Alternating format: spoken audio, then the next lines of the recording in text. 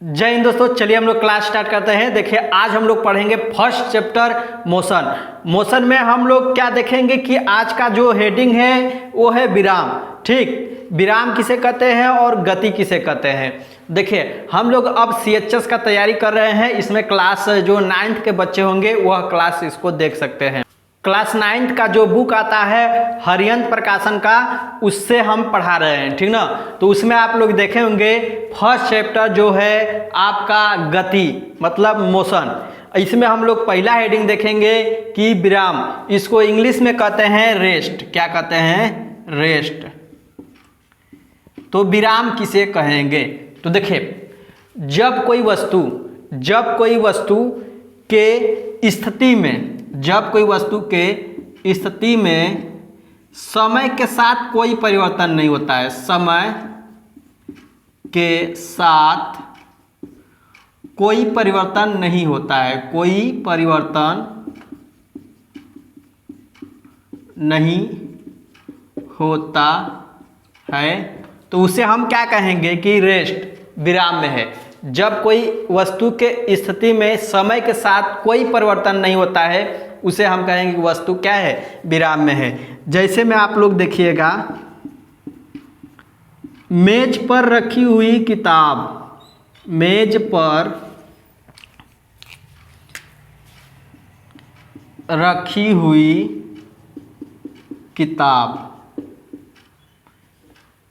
पर जब किताब रखी हुई रहती है तो इसमें कोई परिवर्तन नहीं रहता है, एक स्थान वह क्या रहती है? स्थिर होती है। तो हम क्या कहेंगे कि वह किताब क्या है? विराम में है, रेस्ट में है। लेकिन हम लोग देखेंगे गति मतलब मोशन, इसका इंग्लिश क्या होगा? मोशन। तब मोशन में वस्तु कब कहलाएगी?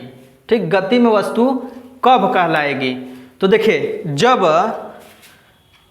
किसी वस्तु के स्थिति में समय के साथ परिवर्तन होता है, क्या होता है? परिवर्तन होता है, तो हम कहेंगे कि वह वस्तु क्या है? गति में है। जब किसी वस्तु के स्थिति में समय के साथ परिवर्तन होता है उसे हम कहेंगे कि वस्तु क्या है? गति में है। जैसे दौड़ता हुआ धावक, ठीक ना। जैसे में क्या हो जाएगा? दौड़ता हुआ धावक। जैसे रोड पर दौड़ता हुआ धावक, या तो रोड पर चल रही है ट्रेन, वो क्या है? गति में है। दूसरा लिखेंगे चलती हुई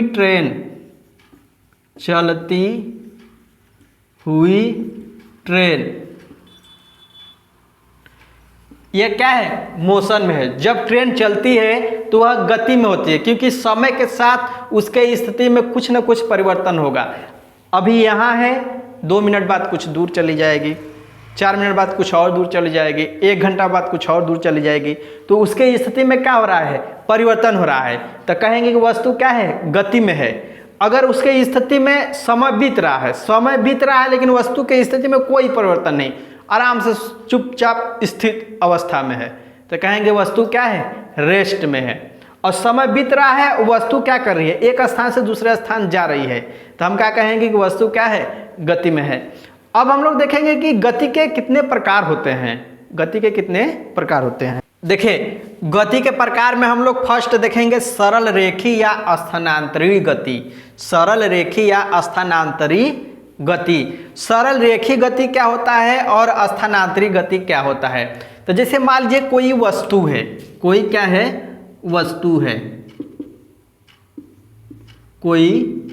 वस्तु है और वस्तु के जो कण होते हैं, मान लीजिए वस्तु है जिनके कण हैं।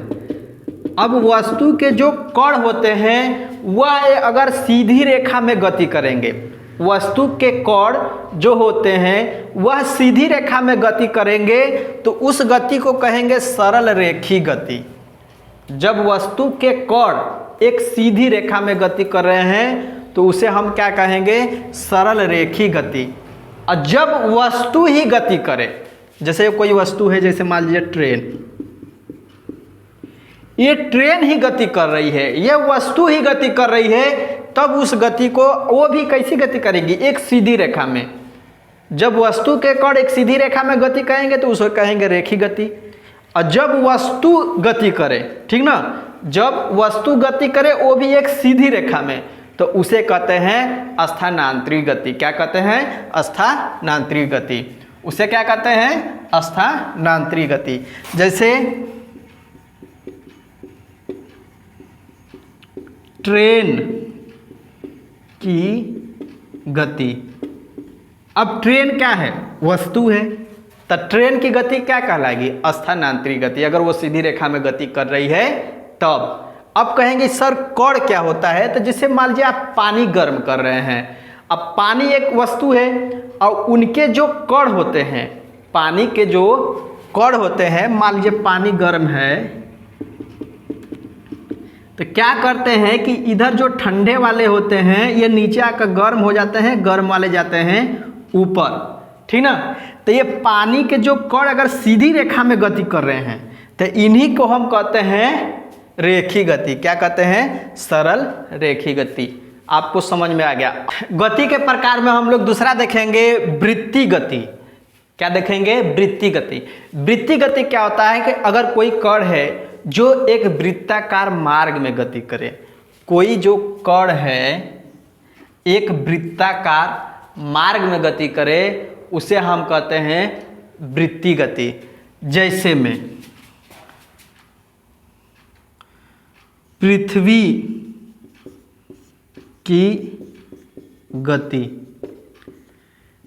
पृथ्वी क्या करती है? जैसे मान लीजिए पृथ्वी है, ये सूर्य है, ठीक, ये क्या है? पृथ्वी है। तो पृथ्वी क्या करती है? सूर्य के एक वृत्ताकार मार्ग में घूमती है, तो पृथ्वी की गति क्या कहलाएगी? वृत्तीय गति। क्या कहलाएगी? वृत्तीय गति। तो जब कोई कण एक वृत्ताकार मार्ग में गति करता है तो उसे हम कहते हैं वृत्तीय गति। जैसे सूर्य के सापेक्ष पृथ्वी की गति, ठीक। चलिए हम लोग देखते हैं घूर्णन गति, ठीक। अभी हम लोग देखे हैं क्या? सरल रेखी या स्थानांतरित गति और वृत्तीय गति। तीसरा हम लोग देखेंगे घूर्णन गति। घूर्णन गति क्या होता है कि जब कोई वस्तु अपने अक्ष के परितः गति करता है उसे हम घूर्णन गति करते हैं, ठीक ना। जैसे मान लीजिए कि यह चारों बगला घूमेगा तो कहेंगे ये वृत्तीय गति कर रहा है, लेकिन अपने अक्ष के परितः घूम रहा है तो इसे क्या कहेंगे? घूर्णन गति। क्या कहेंगे? घूर्णन गति। जैसे आप लोग देखे होंगे लट्टू। क्या देखे होंगे? लट्टू कुछ इस तरीके से होता है, सलजम के आकार का, इसमें दराजी लगा होता है, इसमें रस्सी ऐसे ऐसे बांध कर नचाया जाता है, ठीक ना।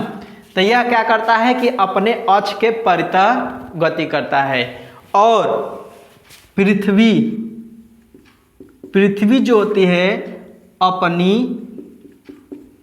अक्ष के परितः गति करती है। देखिए पृथ्वी जो है क्या करती है? पृथ्वी क्या करती है कि वृत्तीय गति भी करती है और घूर्णन गति भी करती है। जब वह सूर्य का परिक्रमण करती है, चारों बगला घूमती है, तो उसे कहेंगे वृत्तीय गति। और जब वह अपने अक्ष के कुछ इस तरीके से घूमेगी तो उसे हम कहेंगे वह घूर्णन गति कर रहा है, ठीक ना। तो देखिए घूर्णन गति क्या होता है कि जब कोई वस्तु अपने अक्ष के परितः गति करती है तो उसे हम कहते हैं घूर्णन गति, ठीक।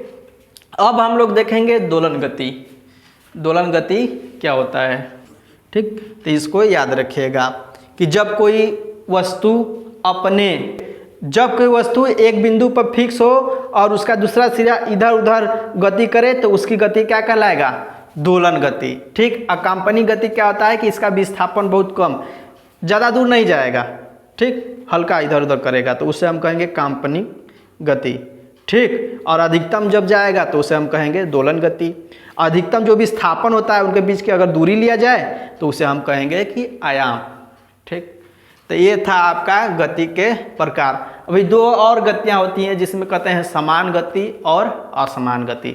चलिए हम लोग उसको भी देख लेते हैं। चलिए हम लोग देखते हैं समान गति। देखिए, जब कोई एक नियत समय में समान दूरी तय करे, ठीक, जब कोई एक नियत समय अंतराल में, एक नियत समय अंतराल में समान दूरी तय करे, समान दूरी तय करे, ठीक, समान दूरी तय करे, तो उसे हम क्या कहेंगे, समान गति। जैसे समझिए, कोई मान लीजिए ड्राइवर, बस ड्राइवर है, क्या है, बस ड्राइवर, एक बस ड्राइवर है जो एक घंटा में 60 किलोमीटर जाता है, 60 किलोमीटर जाता है। तो अगले दूसरे घंटे में, अगले दूसरे घंटे में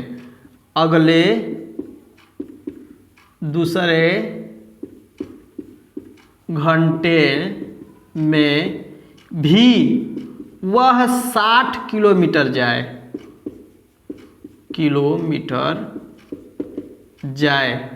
तो कहेंगे कि उस बस का चाल क्या कहलाएगी, समान गति, समान चाल, ठीक ना। जैसे एक नियत समांतराल में क्या करे, समान दूरी तय करे। अगर एक घंटा में 60 किलोमीटर जा रहा है तो अगले दूसरे एक घंटा में 60 किलोमीटर जाए तो उसे कहेंगे समान गति। क्या कहेंगे, समान गति। अगर कोई बस ड्राइवर चला रहा है बस, अब एक घंटा में 60 किलोमीटर जाए और दूसरे घंटे में 30 किलोमीटर जाए तो कहेंगे कि वह असमान गति है। क्या है, असमान गति, ठीक। तो इसको आप लोग ध्यान दीजिएगा।